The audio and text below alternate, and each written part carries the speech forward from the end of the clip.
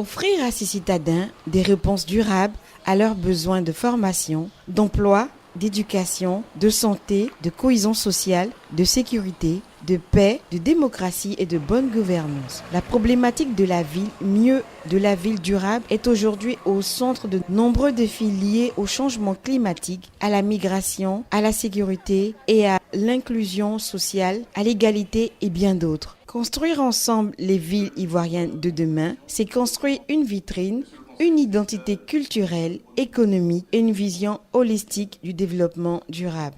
La ville ivoirienne de demain devra être une ville productive, c'est-à-dire basée sur le développement économique équitable comme composant essentiel à toute ville durable.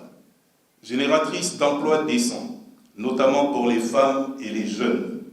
Une ville productive se doit aussi de créer les conditions pour attirer les investissements et s'appuyer sur des activités diversifiées en phase avec son territoire.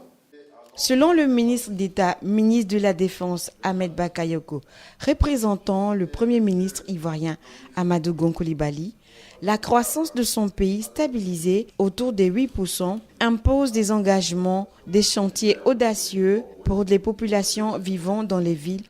Aujourd'hui, 50% de la population mondiale vit en ville. Et ce taux devrait atteindre les 65% d'ici 2030.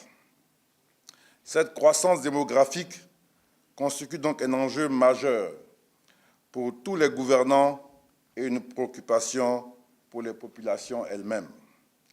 Pour maintenir la cohésion sociale au sein des populations et garantir une sécurité humaine, nos États ont la responsabilité de trouver des solutions concrètes aux problèmes de transport, de logement et des nuisances dans nos villes.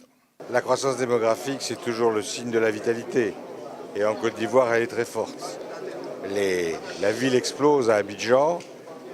Les communes, quand on a parlé, sont particulièrement touchées. Et pourtant, il faut maîtriser ça. Et je crois que c'est possible. Et avec Lagos, Luanda, quelques autres grandes villes du continent, Abidjan est certainement une candidate à devenir une des grandes métropoles insérées dans le réseau des métropoles mondiales qui aujourd'hui fonctionnent un peu comme à l'écart des États. Ce séminaire ouvert mercredi à Abidjan doit définir les grands axes de la politique de la ville au regard des besoins et attentes des populations.